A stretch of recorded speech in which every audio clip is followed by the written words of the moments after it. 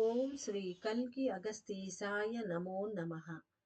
34వ దినము. 108 దినముల ఆత్మగాయత్రి సాధన చేసే శిష్యులకు శ్రీ తాండవమూర్తి అనుగ్రహ భాషణం. ఓం శ్రీ తాండవమూర్తియే నమో నమః. లోకాన్ని పాలించే ప్రతి ఒక్క మానవునికి శ్రీ తాండవమూర్తి యొక్క ఆశీస్సులు. శివుని అనేక రూపాలలో తాండవమూర్తి అనేది కూడా ఒక రూపం అయి ఉన్నది. తాండవం అనేది నాట్యాన్ని సూచిస్తుంది. ప్రతి ఒక్క అణువు శబ్దాన్ని తనలోకి స్వీకరించి కదులుతున్న దానినే శివతాండవం అని మానవులు పిలుస్తారు. తనలో కలిగే మార్పులను తెలుసుకొనుటే ఉత్తమమైన మార్గము. అణువులలో రెండు రెండు విధములైన అణువులు ఉంటాయి. ఒకటి ధ్వనికి తగిన విధముగా నాట్యం చేయుట, శబ్దము లేక ఒదిగిపోయి పని చేయుట. అంటే ఒక టైప్ ఆఫ్ అణువులేమో ఆ కాస్మోస్‌లో సౌండ్‌కు తగినట్టుగా అవి కదులుతూ ఉంటాయట. అంటే అదే నాట్యం చేయడం. ఇంకొక సర్టెన్ టైప్స్ ఆఫ్ అణువులేముంటాయి, తనలోకి శబ్దాన్ని స్వీకరించకుండా నిశ్శబ్దంగా అలా ఉండిపోయి ఆ వాటికి అప్లై అయ్యే పనులు అవి చేయటం. తాండవమూర్తి అనేది నాట్యం చేసే అణువులను తెలుపుతున్నది. ఈ బ్రహ్మాండమంతటా అనేక అణువులు ఉన్నవి. వాటిలో అనేకము ఉష్ణశక్తితో వేడెక్కి ఉండును. అవన్నీ కదిలే అణువులు. తమ కాంతి శక్తులను అవి పంచిపెడుతూనే ఉండును. ఒక భాగం అణువులలో ఉష్ణశక్తి అనేది ఉండదు. అవన్నీ తమ కాంతిని పంచవు. మౌనంగా, ప్రశాంతంగా ఈ బ్రహ్మాండంలో తేలియాడుతూ ఉంటాయి. ఎప్పుడైతే ఈ బ్రహ్మాండంలో అణువులు ఒకదానితో ఒకటి ఢీకొని విస్ఫోటనం చెంది తద్వారా ఉష్ణశక్తి కూడా ఏర్పడుతూ ఉన్నదో, ఆ సమయంలో పలు విధములైన కదలని అణువులు ఉష్ణం చే చుట్టుకొనబడి కదలికలను తీసుకొనుచున్నవి. అంటే ఈ విస్ఫోటనం ఎప్పుడైతే అవుతుందో అక్కడ రాపిడి అనేది జరుగుతుంది. రాపిడి జరిగినప్పుడు ఉష్ణం ఏర్పడుతుంది. వాటి చుట్టూ విపరీతమైన అగ్ని అయితే ప్రజ్వరిల్లుతుంది. దానివల్ల ఆ ఉష్ణం వల్ల ఇవి కదిలి కరిగి కదలడం స్టార్ట్ అవుతుందనమాట. అంతవరకు ఉష్ణం వాటికి తగలనంత వరకు ఆ సైలెంట్‌గా ఉండే అణువులు కదలవు. అలా తేలి ఆడుతూ ఉంటాయి జీవం లేని వాటి మాదిరి. బట్ అవి పనులు కూడా చేస్తుంటాయి. వాటి వల్ల వాటి ఉనికి కూడా ఒక పనిని తీసుకొని ఉంటుంది. తాండవమూర్తి అని పేరు కలిగిన నేను ఈ ప్రపంచమంతటా పరుచుకొని ఉన్న కదిలే తత్వాన్ని స్వీకరించిన వేడి కమ్ముకొనిన అణువులను కదిలింపచేస్తాను. ఈ భూమిపై జన్మ తీసుకొనుటకై పుట్టే మానవ ఆత్మలు అన్నీ కూడా తాండవమూర్తులే. అంటే మనం కూడా ఒక అణువు. అవి తర్వాత కదలిక తీసుకొని రకరకాల మార్పుల్ని మన శరీరంపై షీట్స్ అవన్నీ వేసుకొని కిందకి మనుషులుగా వచ్చాము. కానీ మనం కూడా ఒక ఆత్మ అణువులమే, ప్రాణ అణువులమే. కాబట్టి మనం కదులుతున్నాం. కాబట్టి మనం కూడా తాండవమూర్తులే అన్నారు.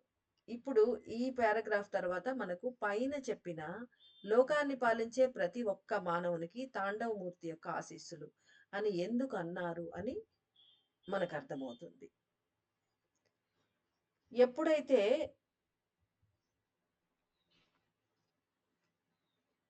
ఈ భూమిపై జన్మ తీసుకొనుటకై పుట్టే మానవాత్మలన్నీ కూడా తాండవమూర్తులే. ప్రాణశక్తి అను ఉష్ణశక్తిచే కమ్ముకొనబడి కదలికలను తీసుకుంటున్న మానవ అణువులన్నీయు తాండవమూర్తులే. ఇక్కడ ఇంకొక ఎక్స్‌ప్లనేషన్ ఏందంటే, ఉష్ణశక్తిచే కమ్ముకొనబడిన అణువులు తర్వాత కదులుతాయి విస్ఫోటనం తర్వాత అన్నారు.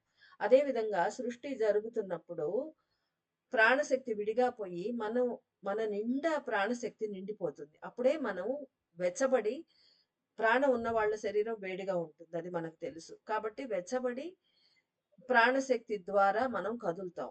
ఉత్త ఆత్మ మొత్తమే గడ్డగట్టి చల్లగా ఉంటే మనలో కదలికలు ఉండవు కాబట్టి మనుషుల కోసమే ఆత్మ రెండుగా విభజించబడి ఒకటి ప్రాణశక్తిగాను, ఒకటి ఆత్మగాను మిగిలిపోయి అది కదలకుండా కూర్చొని సాక్షిగా పని చేయిస్తుంది. శక్తులను ఇస్తూ ఈ ప్రాణశక్తి కదులుతూ శక్తులను తీసుకొని తన శక్తిని కూడా కలిపి మనల్ని పని చేపిస్తూ ఉంటుంది మన శరీరాన్ని. కాబట్టి అలా కదులుతున్న నాట్యమాడుతున్న తాండవమూర్తులే మానవులు కూడా, మానవ అణువులు అంటున్నారు స్వామి. అయినను ప్రతి ఒక్క ఆత్మలోనూ కొన్ని కణములు తీవ్రంగా కదులును, మరికొన్ని కదలక స్థిరంగా నిలిచి ఉండును. ప్రాణశక్తిచే ఆవరించబడిన కణములు తాండవమూర్తి కణములే. కావున ఒక మానవ ఆత్మలో ఏవి అయితే బంధించబడి పనిచేయుచున్నవో అవన్నీ తాండవమూర్తి కణములే అనియు, విడుదల చెందినా కూడా ప్రాణానికి శక్తులను పంపిస్తూనే ఉండే కణములు కూడా తాండవమూర్తి కణములే అనియు తెలుసుకొనవచ్చును. ఇంకొక అపూర్వమైన సత్యాన్ని కూడా తెలుసుకోనండి. తాండవమూర్తి అనే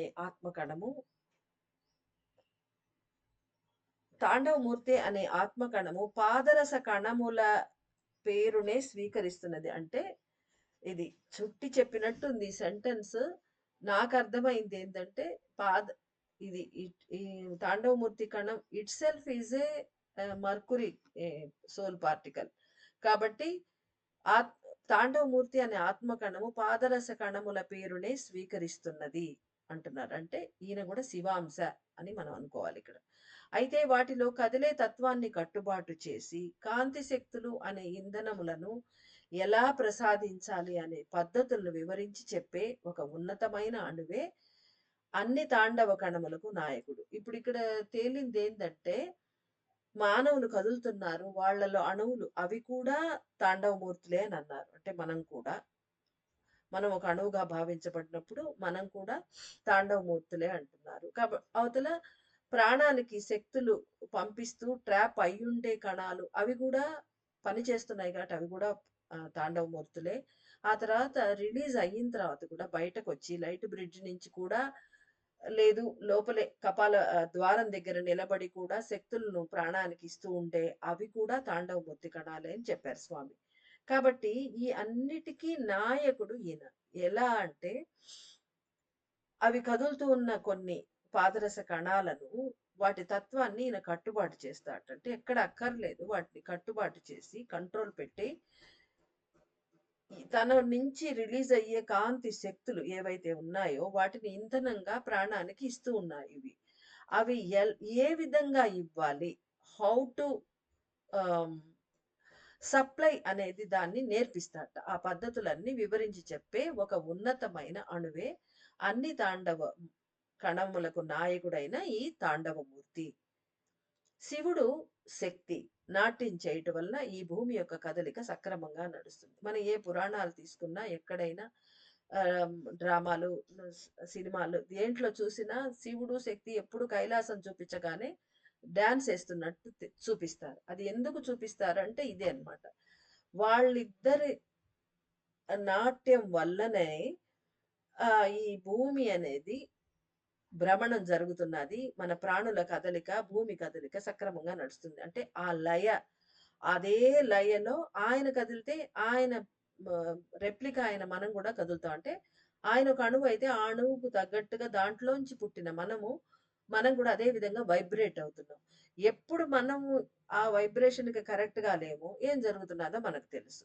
ఇప్పుడు మనం ఆ వైబ్రేషన్‌కి కరెక్ట్‌గా లేవు కాబట్టే మనకు భగవంతుడికి దూరమయ్యాం. లేదంటే ఆ వైబ్రేషన్ కరెక్ట్‌గా ఆయన నాట్యానికి తగినట్టుగా మన జీవితం కదలిక ఉంటే, మనకి ఏ రకమైన ఇబ్బంది ఉండదు. శివుడు శక్తి నాట్యం చేయటం వల్ల ఈ భూమి యొక్క కదలిక సక్రమంగా నడుస్తున్నది.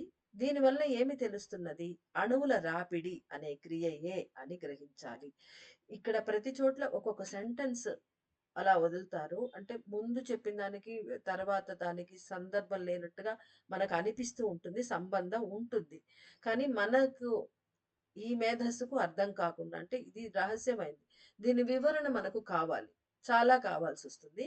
కానీ ఇంకా ఇప్పుడు చెప్పలేదు. ఇది ఇలానే గ్రహించుకుందాం మనం. శివుడు శక్తి నాట్యం చేయటం అనేదే అణువుల రాపిడి అనే క్రియగా మనల్ని గ్రహించమని చెప్తున్నారు స్వామి.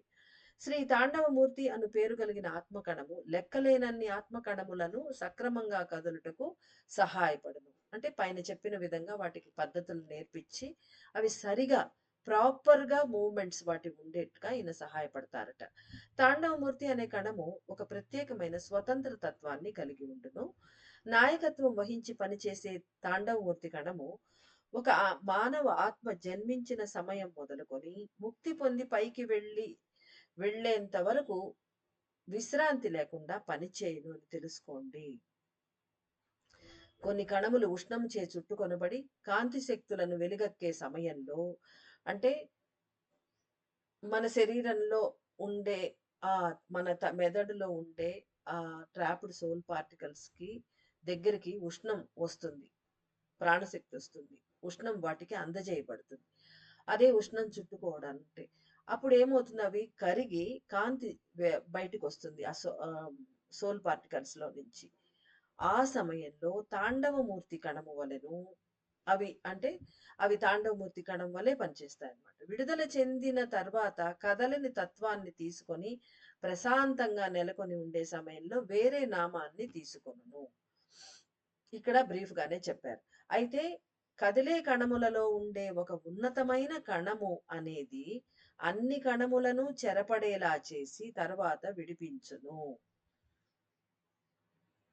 నాయక కణము అనే తాండవమూర్తి కణము మీ బ్రెయిన్ లోపలి కేంద్రానికి, లైట్ బ్రిడ్జ్ అగ్రభాగానికి ప్రతిరోజు ప్రయాణం చేస్తూనే ఉండును.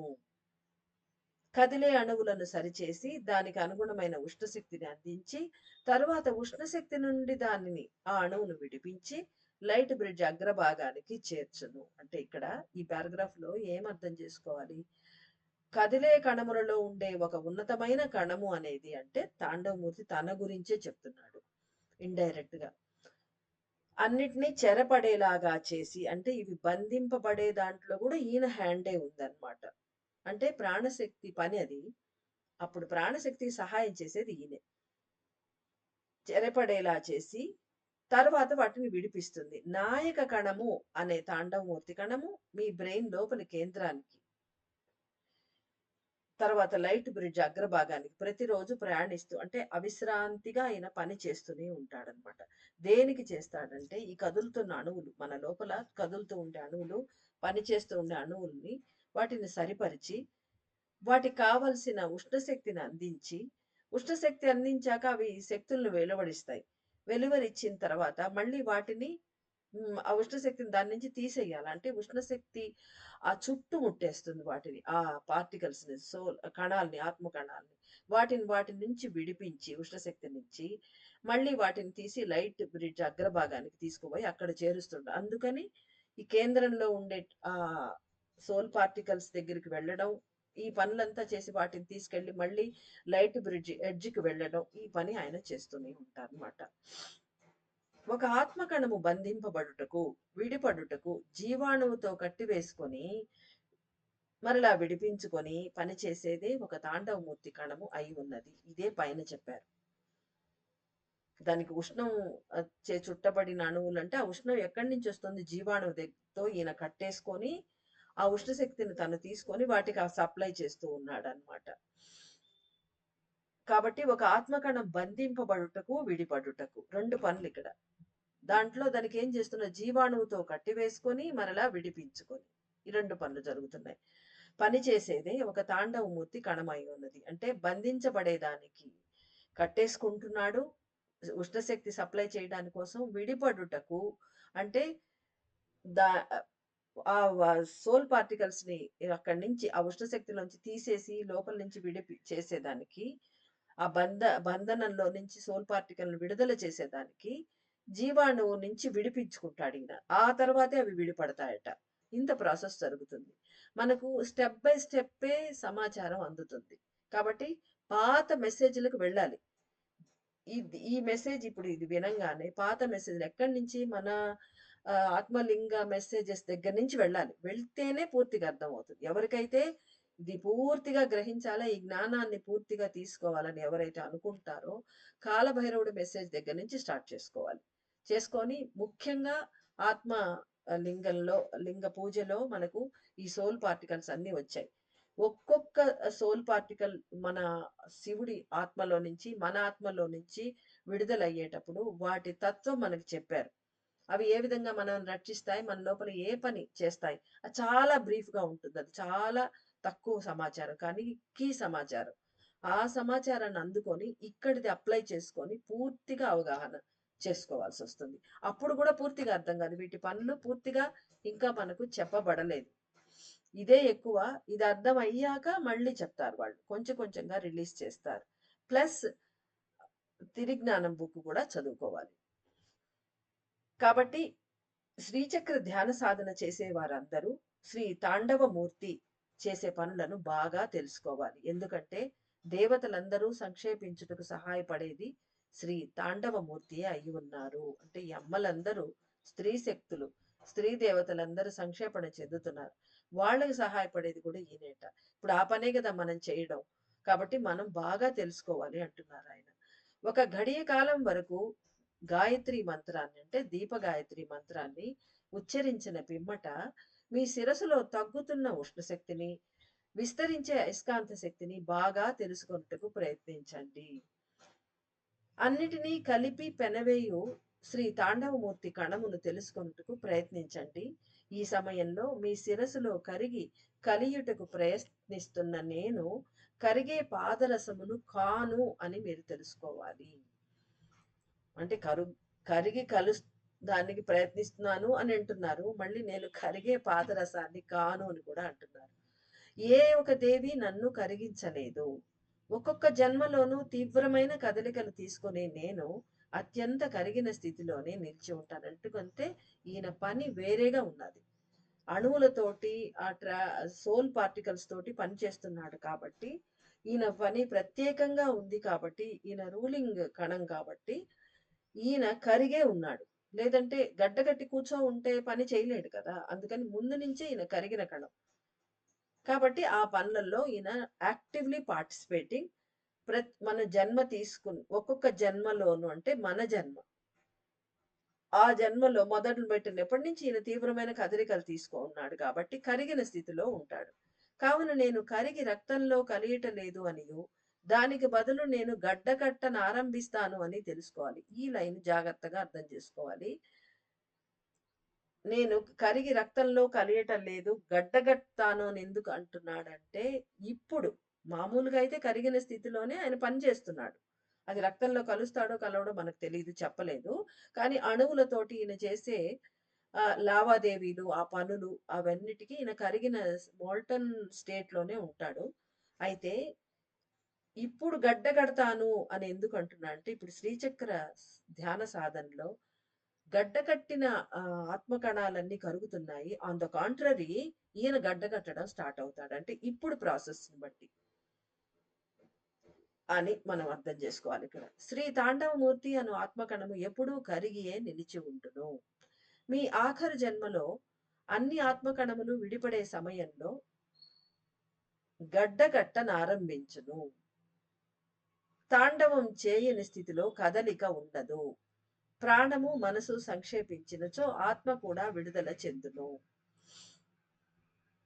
మన ఆఖరు జన్మలో ఆత్మ కణములు కరిగి బయటకు వచ్చి పనిచేస్తున్నాయని మనకు చెప్పారు. ఇక్కడ కొత్త క్లాస్ చెప్పారు. మీ ఆఖరు జన్మలో అన్ని ఆత్మ కణములు విడిపడే సమయంలో, ఇది విడిపడే సమయంలో గడ్డ కట్టడానికి స్టార్ట్ చేస్తాయి అన్నారు. దీనికి మనం బాగా చదివి అర్థం చేసుకోవాలి. ఎవరికి ఎలా అర్థమైతే అలా. తాండవం చేయని స్థితిలో కదలిక ఉండదు. అంటే అణువులు కదలలేదనుకోండి, అదే తాండవం కదా! కదిలితే అప్పుడు కదలిక ఉండదు. కదలిక ఉండనప్పుడు ప్రాణము, మనసు సంక్షేపించినచో ఆత్మ కూడా విడుదల చెందును. మీ మెదడు లోపలి భాగంలో తాండవమూర్తి కణము గడ్డకట్టుట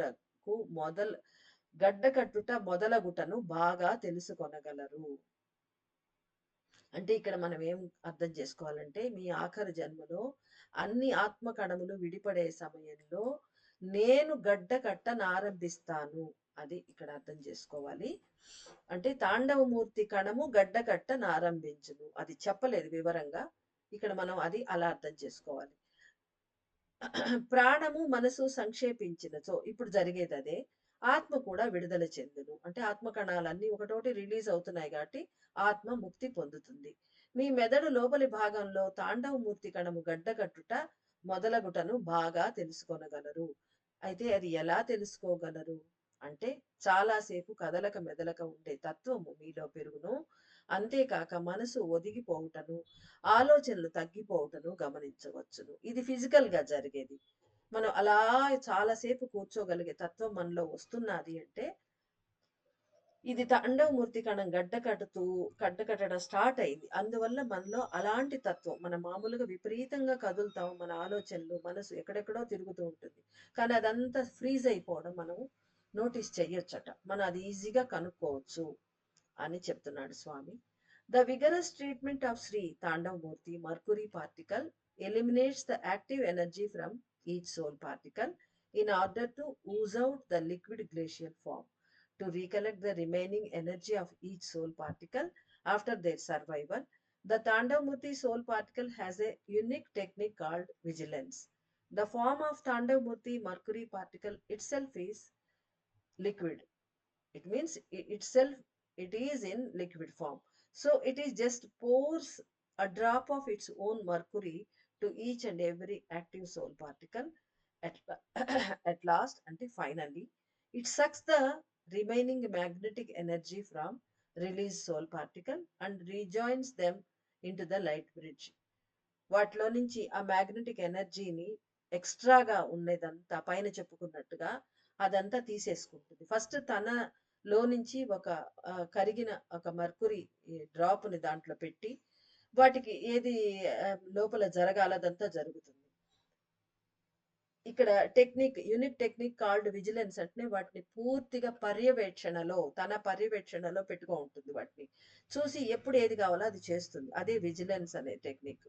కాబట్టి ఒక్కొక్క సోల్ పార్టికల్స్ లోకి ఒక్కొక్క డ్రాప్ తన శక్తిని పోర్ చేసి ఆ తర్వాత దాంట్లో ఎక్స్ట్రా మ్యాగ్నెటిక్ ఎనర్జీ అంతా తను సక్ చేసి తీసేసుకుంటుంది from release soul particle and rejoins them into the light bridge. ఆ తర్వాత అవి ప్రాపర్గా వాటిని సరిచేసి ఎంత ఉండాలో ఎంత పాళ్లలో మ్యాగ్నెటిక్ ఎనర్జీ అంత ఉంచి ఆ సోల్ పార్టికల్స్ అన్నిటిని లైట్ బ్రిడ్జ్ పైకి ఎక్కిచ్చేస్తుంది పైకి వెళ్ళిపోవడానికి.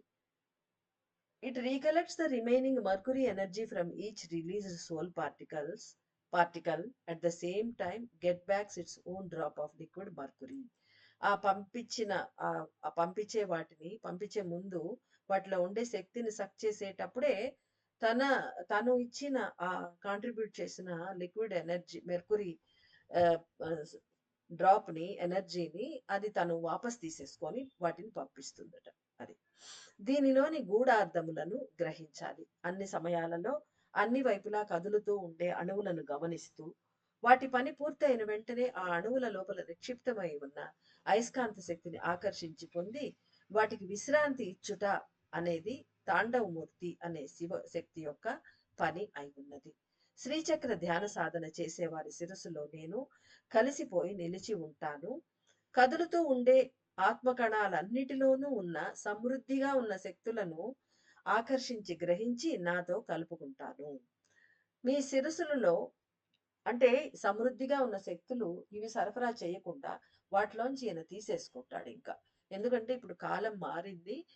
మనం యుగ మార్పు పని చేస్తూ ఉన్నాము. ఇప్పుడు మనం ఈ ధ్యాన సాధనలు ఇవన్నీ మొదలు పెట్టాము అంటే మార్పులు రావడానికి. సో ఆ మార్పులకు తగ్గట్టుగా ఇక్కడ లోపల రియాక్షన్స్ కూడా ఈయన మార్చి అమరుస్తున్నాడు. అందుకని ఈ సోల్ పార్టికల్స్ దగ్గర నుంచి ఆ శక్తిని అంతా అయితే తీసేసుకొని వాటికి రెస్ట్ ఇస్తున్నాడు. అవి ఇంకా పని చేయకుండా అలా ఉండిపోవడానికి. 108 శ్రీ తాండవమూర్తి అయిన నేను కరిగిన స్థితిలో నుండి ఘనీభవించుటకు మొదలు పెడతాను. మీ శిరస్సులలో కరుగుతూ ఉన్న ఆత్మగర్భ బీజములను విడిచిపెట్టి అంటే except those trap soul particles which are now melting, అవి మెల్ట్ అవుతూ ఉన్నాయి. ఆ స్థితిలో వాటిని మట్టుకు వదిలేసి ఇతర శక్తులన్నిటినీ ఇతర కణములన్నిటినీ పైకి పంపించి వేస్తాను. కరిగే శివాంశల ద్వారా అందరూ వారి ఆత్మ కదలికలకు లోనవుతారు.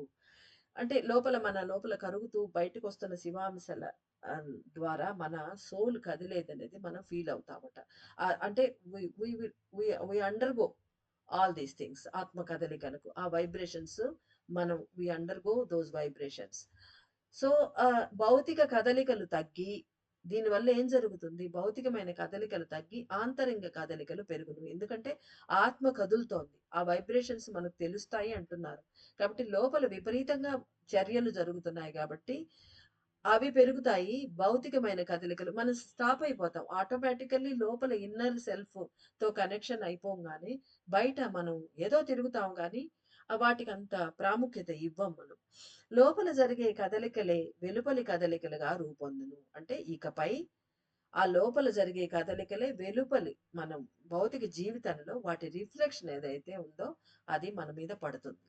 శ్రీ తాండవమూర్తి అయిన నేను అప్పుడు కరిగిన స్థితి నుండి ఘనీభవించుటకు మొదలు పెడతానంటే ఈయన గడ్డగట్టడం పైన చెప్పినట్టుగానే ఈ సమయంలో ఈయన గడ్డగడతాడు. మిగతా సోల్ పార్టికల్స్ అన్నీ కరిగి బయటకొస్తాయి. 108 దినముల సాధన పూర్తయ్యే సమయానికి మీ శిరస్సులో అనేక మార్పులు ఏర్పడగలవు. కదిలే తత్వమున్న అనేకమైనవి కదలని తత్వమును తీసుకొనును. అంటే ఏది? ఈ ప్రాణశక్తి అణువులన్నీ అవన్నీ అంటే అమ్మలందరూ వస్తున్నారు కదా! వాళ్ళే. ఆ శక్తులన్నీ అవి కదలకుండా గడ్డగట్టి లోపలికి బిందువులోకి వెళ్తున్నాయి. అవి మనకు తెలుసు. కాబట్టి కదిలే తత్వం ఉన్నవన్నీ కదల తత్వాన్ని తీసుకుంటాయి. కదలని తత్వాన్ని. పలు ఉన్నతమైన గ్రంథులు తెరుచుకొనును. అంటే ఇంతవరకు ఏవైతే క్లోజ్ అయ్యి ఉన్నాయో అనేకమైన ఉచ్చకోటికి చెందిన గ్రంథులు, గ్లాండ్స్ అన్నీ ఓపెన్ అవుతాయట. ఇంతవరకు అర్థం కాని అనేక మార్పులను ఇప్పుడు అనుభూతి చెందగలరు. అంటే మన శరీరంలో, మన తలలో జరిగే బ్రెయిన్‌లో జరిగే మార్పులు మనకింతవరకు అర్థం కానివన్నీ కూడా ఈ ఈ గ్రంథులు తెరుచుకుంటున్నాయి. దాని కారణంగా మన చాలా మార్పులు ఇప్పుడు ఈ తాండవమూర్తి ఎంట్రీ తర్వాత జరిగే మార్పుల వలన ఇంతవరకు అర్థం కాని మార్పులు ఇప్పుడు మనం ఫీల్ చేసి తెలుసుకోగలమట. శ్రీ తాండవమూర్తియే నమః అంటూ స్తుతిస్తూ ఎన్నో జన్మలుగా విశ్రాంతి లేకుండా పరిశ్రమిస్తున్న శ్రీ తాండవమూర్తికి కృతజ్ఞతలు తెలుపుకోనండి. అంటే మనం పుట్టింది మొదలుకొని ఇంతవరకు ఆయనకు విశ్రాంతియే లేదు. అందుకని ఇంక మీట ఆయన గడ్డగడతాడు. ఆయన తపస్సులోకి వెళ్ళిపోతాడు అనుకోవాలి మనం. కాబట్టి ఆయనకు మనం థాంక్స్ చెప్పుకోవాలి. ఓం శ్రీ తాండవమూర్తియే నమః అంటూ ఆయన్ని స్తుతించాలి. గడ్డకట్టనారంభించే ఈ కణమే ఉన్నత శక్తులు ప్రసాదించును. కదలని ఈ కణమే అంటే నేను తాండవమూర్తిని ఇస్తాను అంటున్నారాయన. గడ్డకట్టని గడ్డకట్టనారంభించే ఈ కణమే ఉన్నత శక్తులను ప్రసాదించును. కదలని అనేకమైన వాటిని కదులుటకై ప్రేరేపించును. విశ్రమించాలి అనుకునే వారిని నిద్రింపజేయును. అత్యున్నత శక్తులను ఏర్పరిచే తాండవమూర్తి అనే శివాంశను ఒక కోణంలో భిన్నమైన స్థితిలో అర్థం చేసుకోవాలి. అంటే పర్టిక్యులర్ యాంగిల్‌లో చూడాలి ఈయన్ను. అంటే మిగతా అన్నిటితో కలిపేసి అదే యాంగిల్‌లో చూడకుండా ఈయన్ని ఒక ప్రత్యేకమైన కోణంలో, ఈయన్ని వేరే స్థితిలో మనం అర్థం చేసుకోవడానికి ప్రయత్నించాలి అంటున్నారు స్వామి. అలా అర్థం చేసుకోవడానికి ఆ స్వామే మనకు సహాయం చెయ్యుగాక. వాటన్నిటిని భావనల రూపంలో అర్థం చేసుకోగలరు. అంటే మనలో సర్టెన్ భావాలు ఉత్పన్నమవుతాయట. ఆ భావాల ద్వారా మనం వి కెన్ అండర్‌స్టాండ్ అని చెప్తున్నారు స్వామి. అర్థం చేసుకొని స్పష్టత పొందుటకై శ్రీ తాండవమూర్తి యొక్క పరిపూర్ణమైన ఆశీస్సులు. మీ మెదడు లోపల పలు విధములైన మార్పులు జరగాలని ఆకాంక్షిస్తున్నాను.